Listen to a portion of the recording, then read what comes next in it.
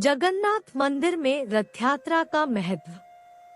जगन्नाथपुरी में मध्यकाल से ही भगवान जगन्नाथ की हर साल पूरे हर्षोल्लास के साथ रथ यात्रा का आयोजन होता है।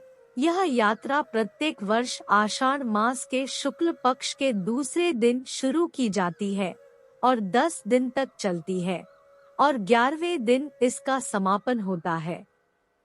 इस मंदिर के तीनों प्रमुख देवता भगवान जगन्नाथ, बलभद्र और सुभद्रा तीनों को पूरी तरह से साझा कर अलग अलग रथों में विराजमान कराकर रथ यात्रा निकाली जाती है।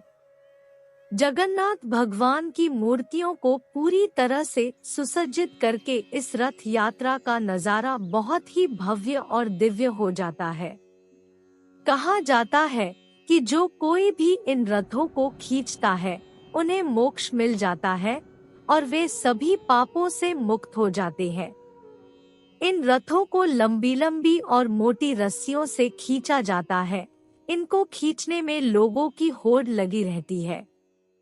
जगन्नाथपुरी की रथ यात्रा की तैयारी 3 माह पहले ही कर ली जाती है। आखिर क्यों निकाली जाती है रथ यात्रा? पद्म पुराण के अनुसार ऐसा कहा जाता है कि भगवान जगन्नाथ की बहन ने एक बार नगर देखने की इच्छा जताई थी। तब भगवान जगन्नाथ और बलभद्र अपनी लाडली बहन सुभद्र को रथ पर बैठाकर नगर दिखाने के लिए निकल पड़े थे। तब इस दौरान वे मौसी के घर गुंडीचा भी गए और यहाँ पर 7 दिन तक ठहरे।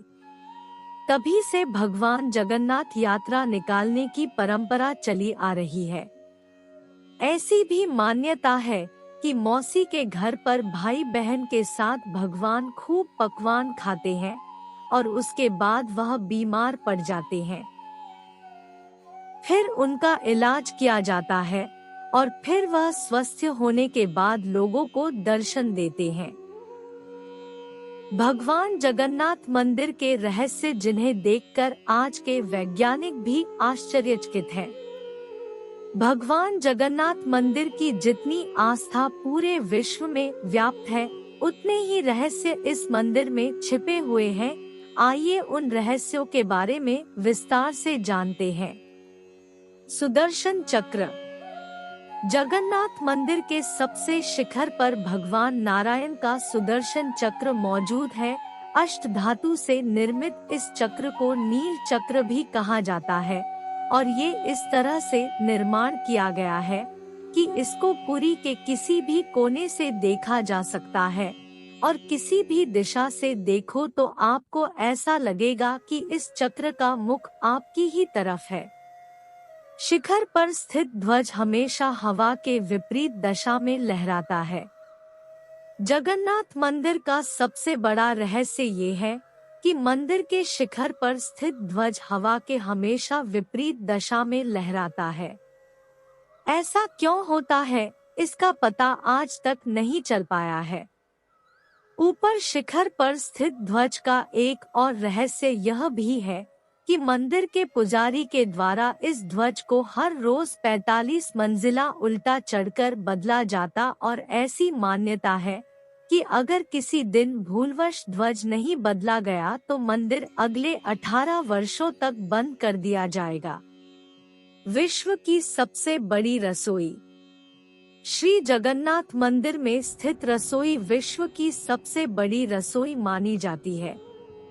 इस रसोई में हर दिन 500 के करीब रसोइये और 300 के आसपास सहयोगी भोजन बनाते हैं। प्रसाद बनाने के लिए एक के ऊपर एक साथ बर्तनों को रखा जाता है और आपको जानकर हैरानी होगी, जो पात्र सबसे ऊपर रखा होता है उसमें भोजन सबसे पहले बनता है और फिर उसके नीचे वाले पात्र में बनता है और जिस पात्र में सबसे ज्यादा आंच पड़ रही है यानी कि सबसे नीचे, उसमें सबसे बाद में भोजन बनकर तैयार होता है।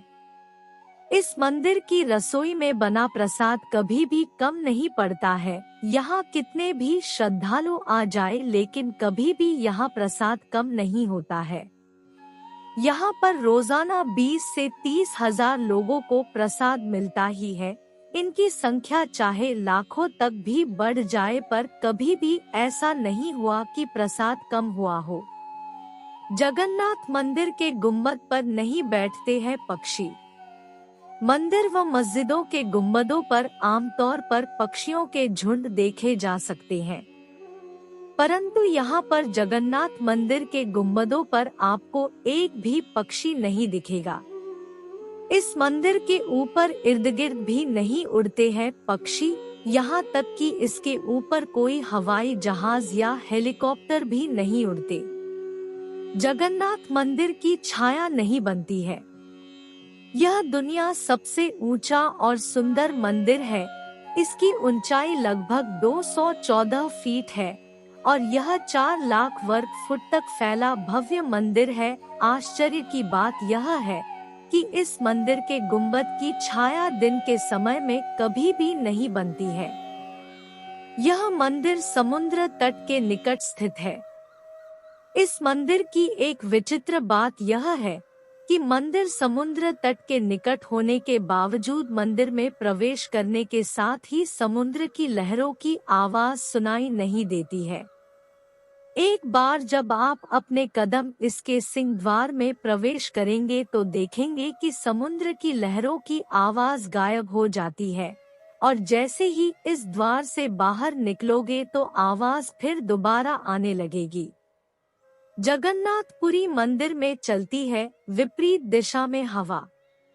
समुद्री के तटीय क्षेत्रों में हवा लहरों की दिशा में चलती है, यानी हवा समुद्र से जमीन की ओर चलती है। विज्ञान के नियम के अनुसार भी ऐसा ही होना चाहिए, परंतु यहाँ उड़ीसा के पुरी में हवा जमीन से समुद्र की ओर चलती है।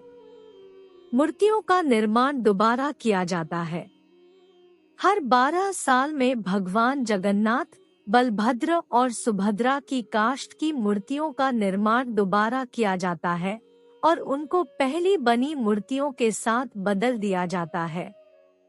आश्चर्य की बात यह है कि नई मूर्तियां बनने के बावजूद इनका स्वरूप, आकार, रंगरूप, लंबाई, चौड़ाई सब कुछ एक जैसा ही रहता है। जगन्नाथपुरी मंदिर के ब्रह्म पदार्थ का रहस्य।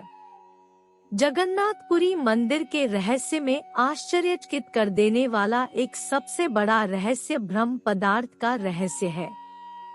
इस प्रक्रिया में भगवान जगन्नाथ व अन्य मूर्तियों को जब 12 वर्ष बाद बदला जाता है और पूरे शहर में अंधेरा कर दिया जाता है, पूरे शहर की बिजली बंद की दी जाती है, मंदिर में अंधेरा कर दिया जाता है, मंदिर की सुरक्षा चारों तरफ से पुख्ता की जाती है।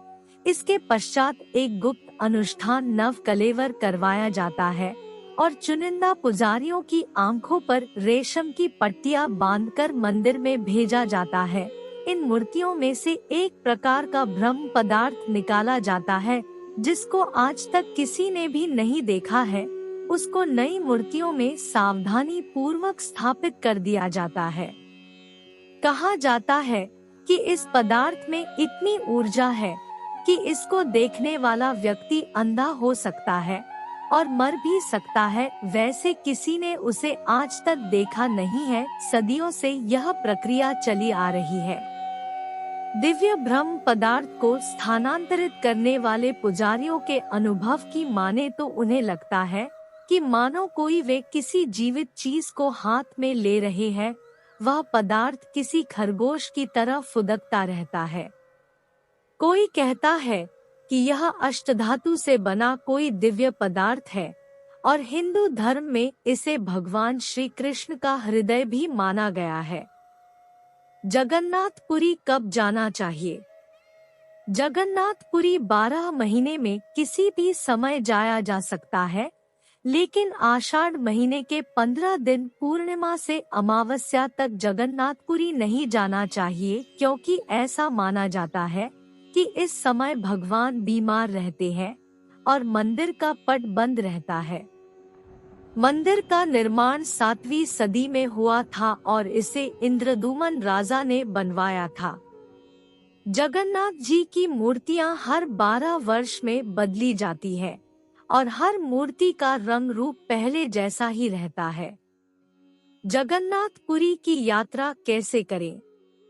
जगन्नाथपुरी की यात्रा दो तरह से की जा सकती है, पहला ट्रेन से, दूसरा वायु मार्ग से। पुरी शहर से जगन्नाथ मंदिर की दूरी 2 किलोमीटर की है। आप अपने शहर से पुरी के लिए डायरेक्ट ट्रेन पकड़ सकते हैं। यदि आपके शहर से पुरी के लिए डायरेक्ट ट्रेन नहीं है, तो आप पहले भुवनेश्वर आ सकते हैं और भुवनेश्वर से पुरी तक का सफर 60 किलोमीटर है। वायु मार्ग के द्वारा सबसे पहले आपको भुवनेश्वर आना होगा और भुवनेश्वर से आप पुरी तक का सफर तय कर सकते हैं। बोलो जगन्नाथ स्वामी की जय हो। बोलो लक्ष्मी नारायण की जय हो। यहाँ हमने आपको जगन्नाथपुरी के बारे में कुछ विशेष जानकारी पहुँचाने का प्रयास किया है। कृपया करके कमेंट्स में बताएं कि आपको यह जानकारी कैसी लगी, तथा हमारे मनोबल को बढ़ाने के लिए हमारे YouTube चैनल को लाइक और सब्सक्राइब करें। धन्यवाद।